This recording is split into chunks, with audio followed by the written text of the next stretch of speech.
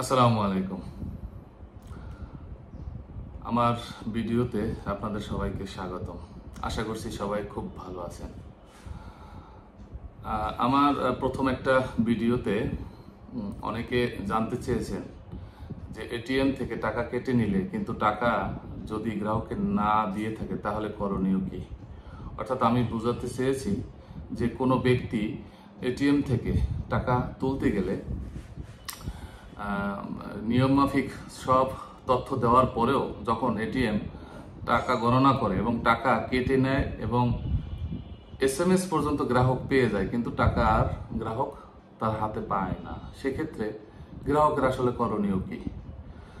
এটা নিত্য নৈমিত্তিক একটা বিষয়।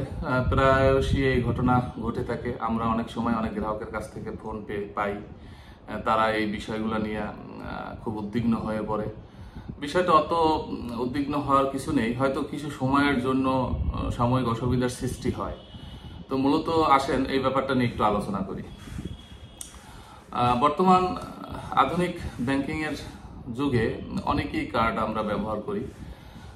তো সেই কার্ড সম্ভবত আমরা বিভিন্ন পজ মেশিন অথবা বিভিন্ন এটিএম বুথে আমরা ব্যবহার করি। তো কিছু কিছু ক্ষেত্রে দেখা যায় যে এটিএম থেকে টাকা কেটে নেয় এবং গ্রাহক মেসেজ পায় কিন্তু টাকা গ্রাহক হাতে পায় না। সেক্ষেত্রে যেটা করণীয়, ওই গ্রাহক ইনস্ট্যান্ট যে ব্যাংকের গ্রাহক সেই ব্যাংকের যে কল সেন্টার সেখানে দ্রুত ফোন দিয়ে বিষয়টি জানিয়ে দেবে, টাইম এবং সময় এবং কোন এটিএম এই সমস্যাটা হয়েছে বা কোন ব্যাংকের সেটি উল্লেখ করে দিবে এবং প্রয়োজন হলে ওই ব্যাংকে গিয়েও সে যোগাযোগ করতে পারে। তো সর্বোচ্চ হয়তো 3 থেকে 4 সপ্তাহের মধ্যে এই বিষয়টি সেটেল হয়ে যাবে সর্বোচ্চ।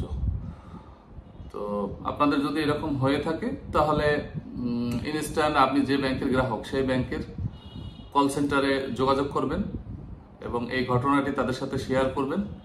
তারা হয়তো নিরাপত্তার স্বার্থে আপনার কাছে কিছু প্রশ্ন করতে পারে।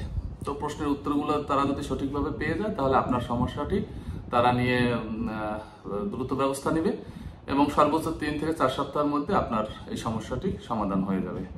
আশা করছি আপনারা বুঝতে পেরেছেন। তো পরবর্তী আরো কোনো যদি তথ্য বা ছোট ছোট ইস্যুগুলো যেটা জানার প্রয়োজন হয় বা জানতে চান আমাকে দয়া করে কমেন্টস করবেন। ধন্যবাদ। আসসালামু আলাইকুম।